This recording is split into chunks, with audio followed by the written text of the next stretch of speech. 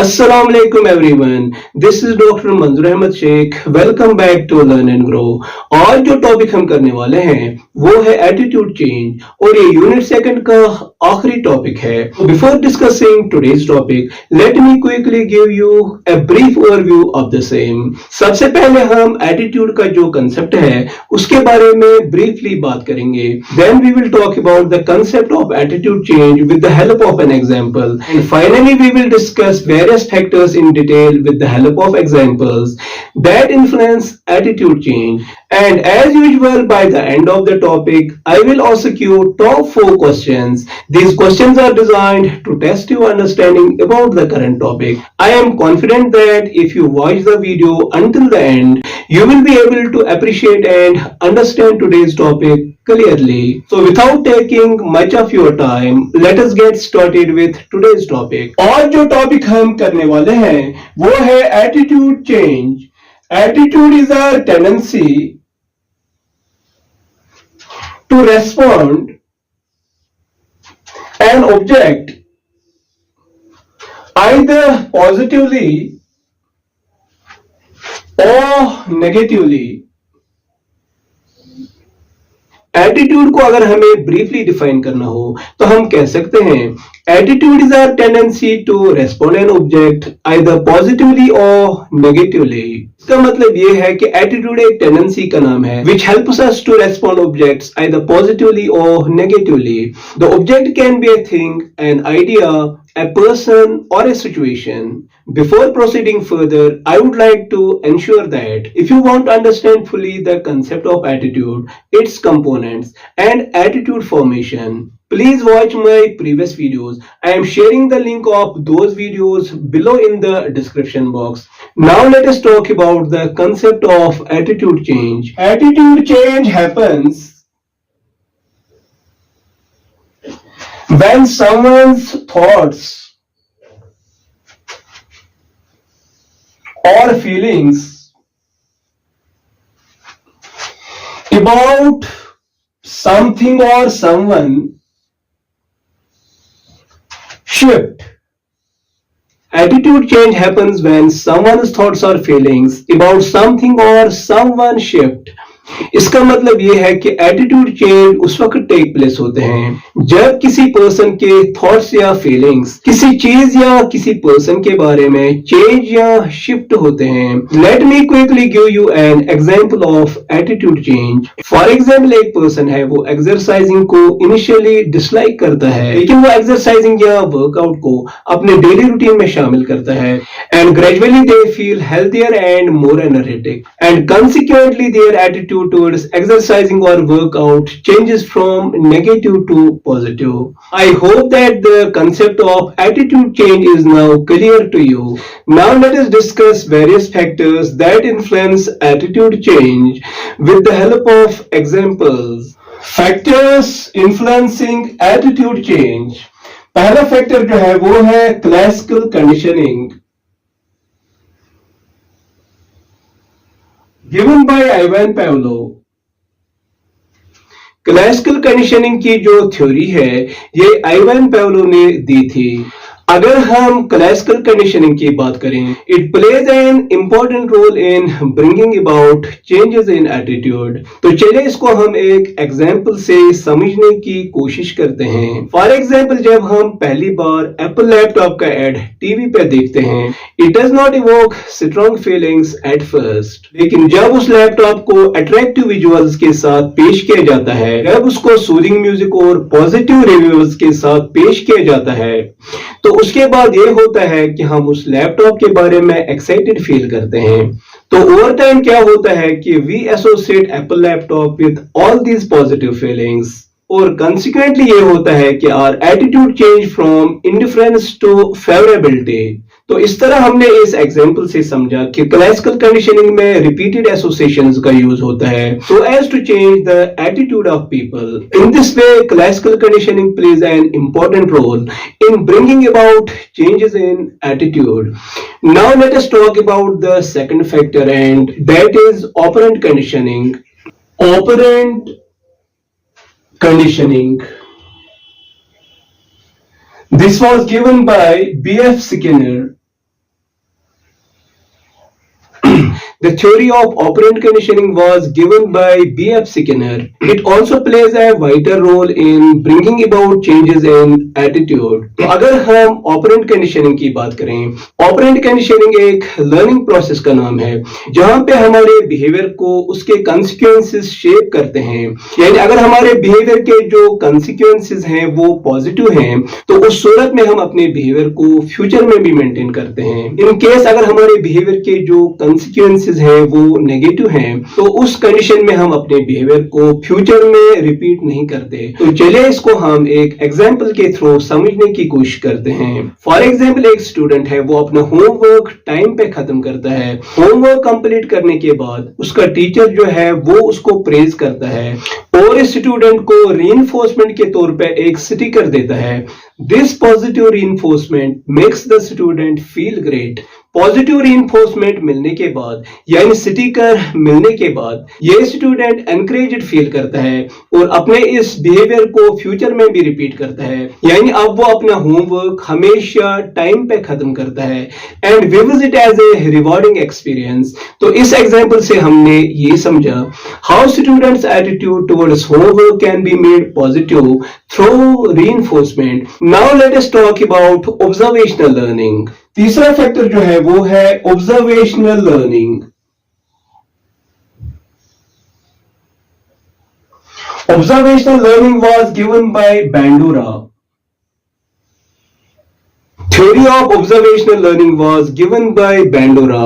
As far as observational learning is concerned, observational learning एक process है जिसमें एक individual different behaviors को learn करता है by watching and imitating the behavior of others.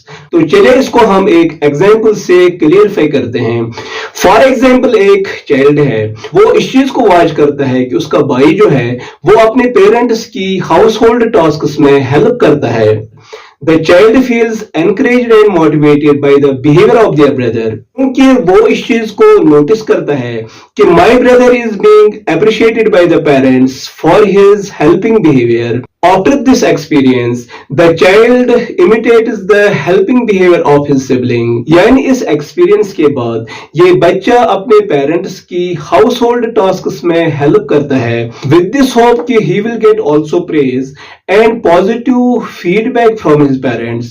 तो इस तरह हमने इस एग्जाम्पल से समझा कि किस तरह ऑब्जर्वेशनल लर्निंग के through attitude change take place होते हैं by watching and imitating the behavior of others. Now let us talk about the fourth factor and that is elaboration likelihood model. Fourth factor जो है वो है the elaboration likelihood model. This model was given by Richard E. Petty and John Cacioppo. तो अगर हम elaboration likelihood model की बात करें तो ये मॉडल हमें बताता है कि लोगों के एटीट्यूड्स जो हैं वो टू डिफरेंट वेज में चेंज होते हैं। First way is the central route persuasion and second way is the peripheral route persuasion. Now let us discuss them one by one with the help of examples. First of all we will talk about central route persuasion. अगर हम central route परसुएजन की बात करें तो इसके through किसी person का attitude उस वक्त चेंज होता है जब वो मैसेज को केयरफुली कंसिडर करता है, जब वो केयरफुली मैसेज का जो कंटेंट है उसको कंसिडर करता है, मैसेज में जो लॉजिक होती है वो उसको देखता है, वो मैसेज के एविडेंस को अपना फोकस ऑफ अटेंशन बनाता है, तो मैसेज को थॉटफुली इवेलुएट करने के बाद वो अपना एटीट्यूड चेंज करता है and thoughtful scrutinization of the message makes his attitude long lasting. Let us understand this with the help of an example. For example, there is someone who wants to buy a new Android phone. Phone को खरीदने से पहले वो इसके features पे एक detailed research करता है। रिसर्च कंडक्ट करने के बाद इसको पता चलता है कि फोन की जो कैमरा क्वालिटी है वो कैसी है, बैटरी वाइज वो कितना एफिशिएंट है। इसके अलावा उसको एंड्रॉइड फोन के रिव्यूज के बारे में फीडबैक मिलता मिलता है। इन this way he collects the information about the overall performance of the new android phone.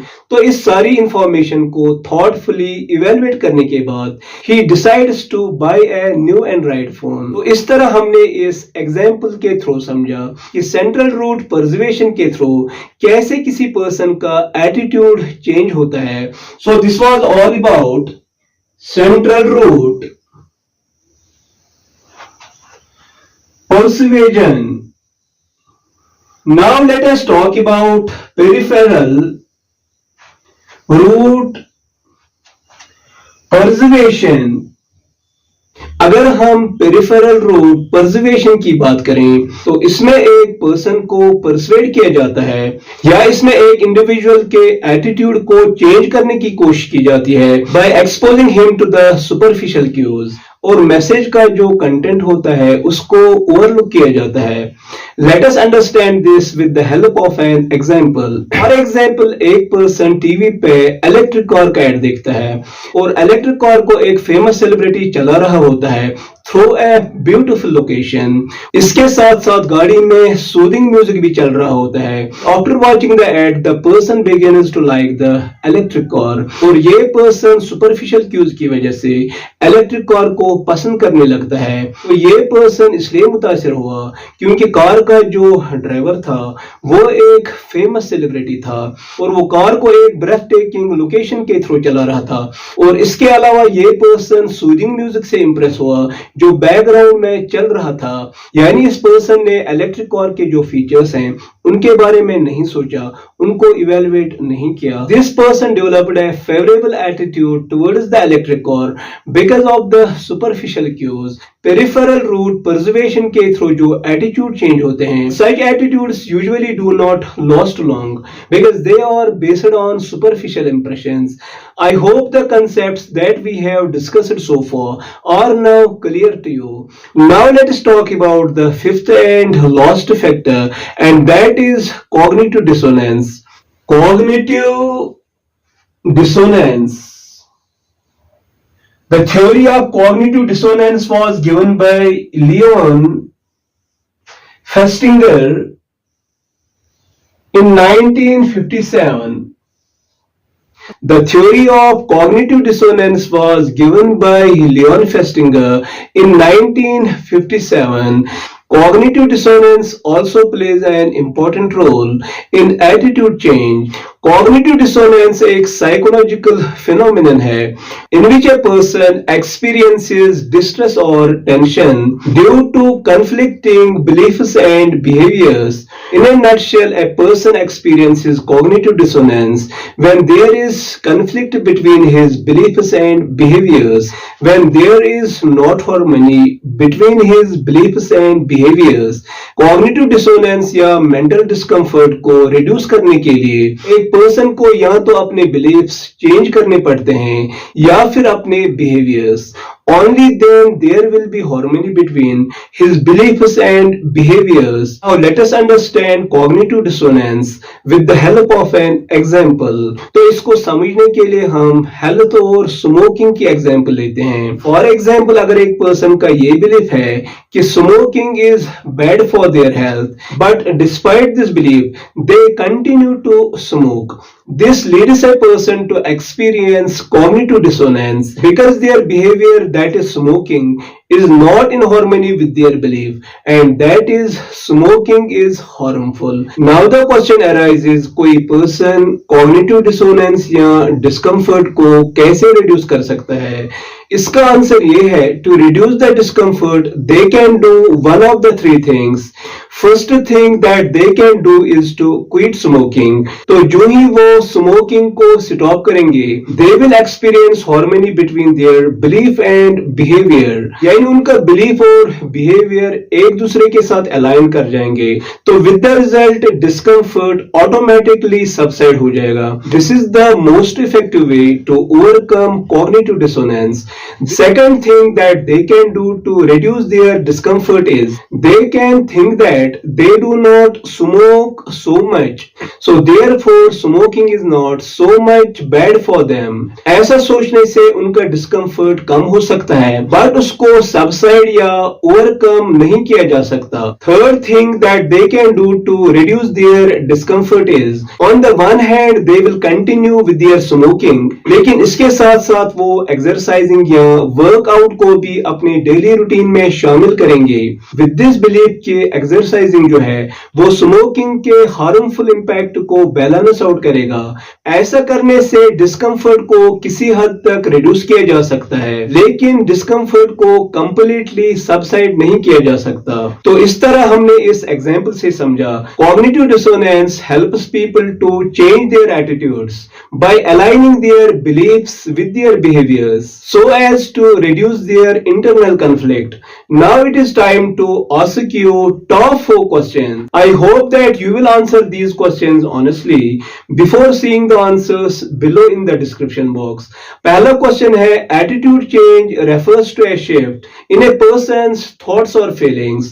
आपको ये बताना है कि ये स्टेटमेंट ट्रू है कि फॉल्स। दूसरा क्वेश्चन है, observational learning takes place when we learn by watching and imitating others' behaviors.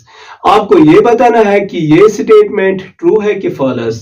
तीसरा क्वेश्चन है, theory of cognitive dissonance was developed by Leon Festinger in 1975. आपको ये बताना है कि ये स्टेटमेंट ट्रू है कि फॉल्स। फोर्थ क्वेश्चन है, what did you like about today's topic? Share your thoughts and insights in the comment section below.